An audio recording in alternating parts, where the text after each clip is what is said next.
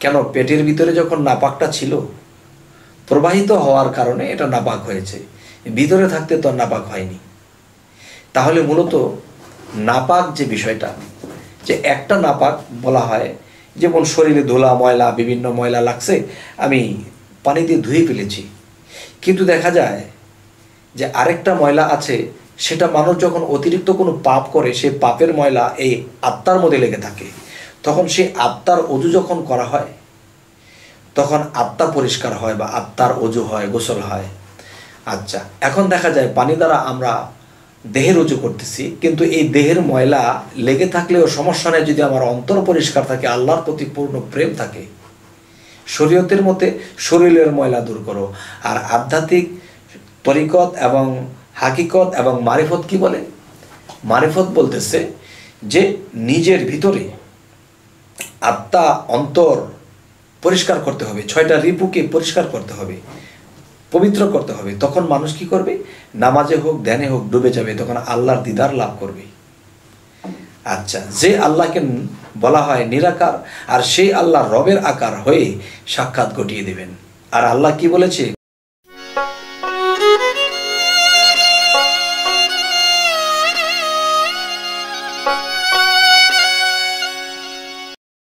হে জগতবাসী, আজ আপনাদের সামনে একটি আলোচনা নিয়ে আসলাম।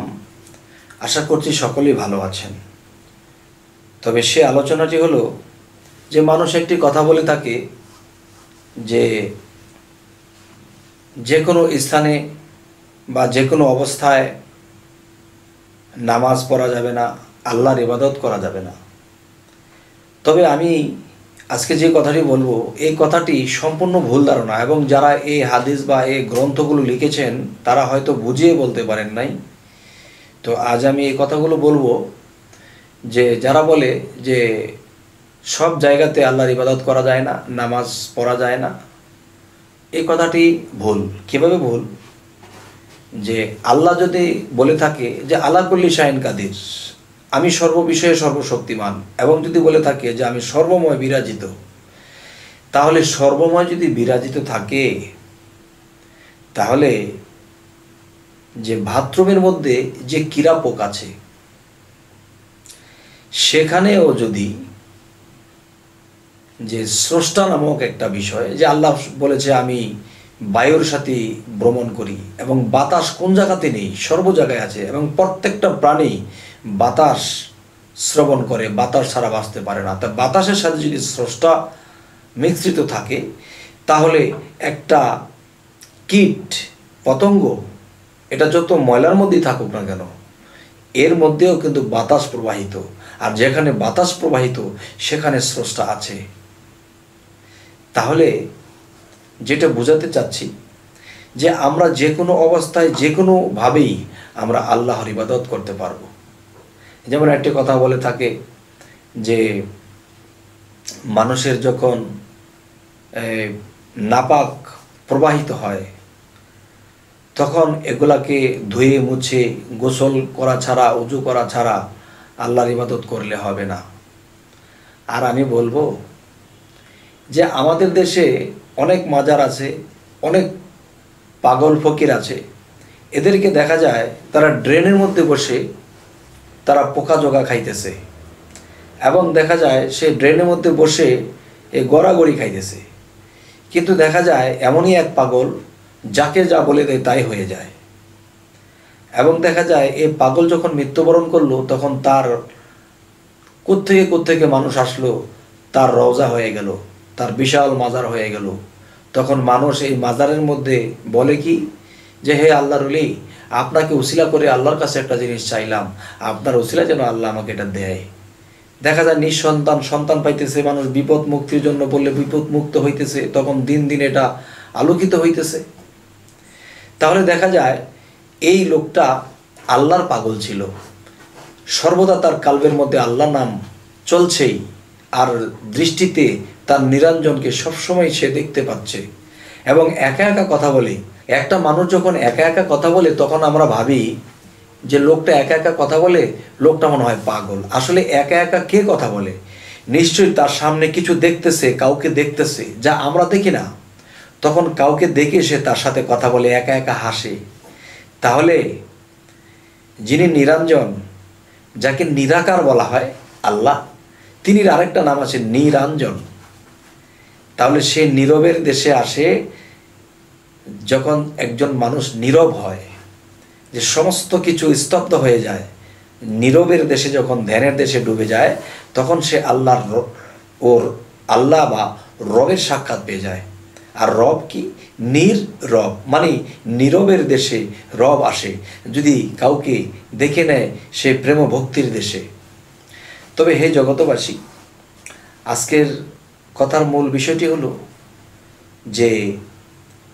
যে কোনো অবস্থাতে মানুষ আল্লাহকে ডাকতে পারবে, আল্লাহর ইবাদত করতে পারবে। যদি বলা হয় নিজের দেহের থেকে যদি নাপাকি প্রবাহিত হয়, কেন? পেটের ভিতরে যখন নাপাকটা ছিল, প্রবাহিত হওয়ার কারণে এটা নাপাক হয়েছে, ভিতরে থাকতে তো নাপাক হয়নি।